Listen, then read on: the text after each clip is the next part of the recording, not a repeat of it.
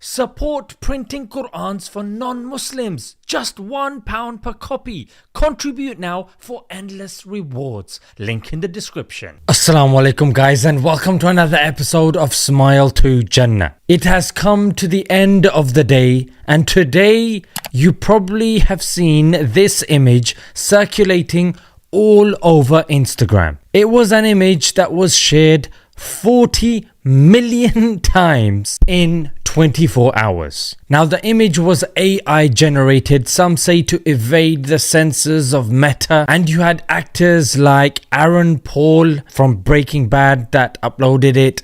You had many footballers, as you guys can see on the screen. You had some Indian celebrities as well, despite some of them having to take it down because of, well, threats against their families and their kids. But you did have some like Kareena Kapoor, Priyanka Chopra, Sonam Kapoor, and you had British singer Dua Lipa and Ariana Grande, and of course you had actors like Jenna Ortega, who has been quite vocal. You might be thinking, celebrities, like what is their point? Now, while I understand that in the macro scale a lot of them have been quiet, and them now speaking out when things have really gotten out of hand is quite frustrating for a lot of people. But one cannot say that they are completely useless, because one such example is there was some money being raised for the Palestine Children Relief Fund,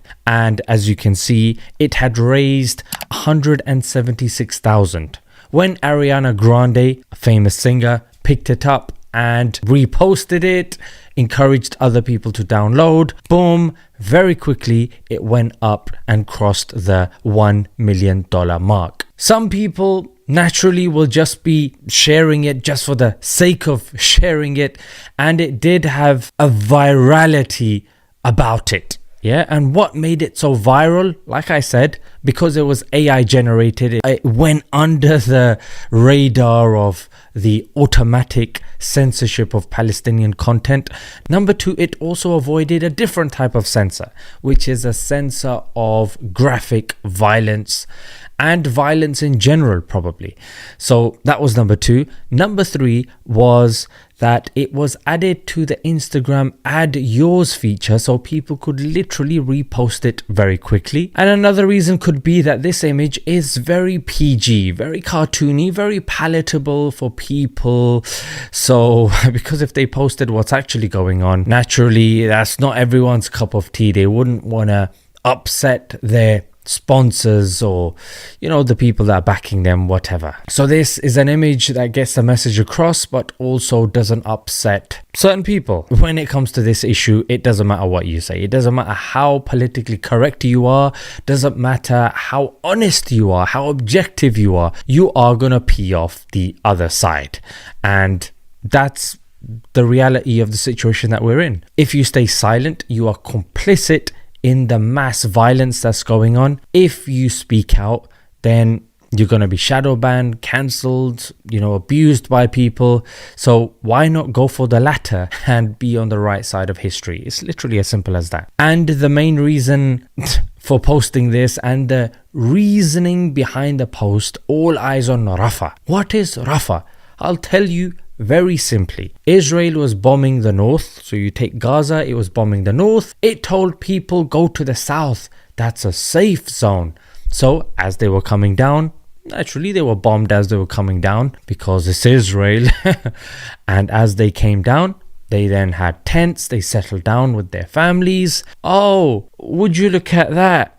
There are some bad guys there as well. So they started bombing the south. Yeah. And that place is called Rafah, to such a degree that 45 people were killed in Al-Mawasi tent camp. That's what happened on the 27th of May. A day later, 21 people were killed in, again, a tent camp near Rafah. So this was on the 28th of May. You heard correctly, tent camp. Yeah, there were tents there. And the second number that I said, 21 killed, 15 of them were women. But again, the women's rights organizations are going to be stum with this, the human rights organization. But now some are beginning to speak out, but many people are just exhausted. They're tired. And they're frustrated that you've got such a PG version that doesn't represent the true events that are taking place over there. Whilst on the other side, you have at least a small victory for people that were really losing hope. And they're saying that at least all of our campaigning and shouting at the top of our lungs and making dua and prostrating has materialized in some form or another. And what's interesting is that even people that are or were on the fence, like Piers Morgan, even he's had to say, you know what, this is ridiculous.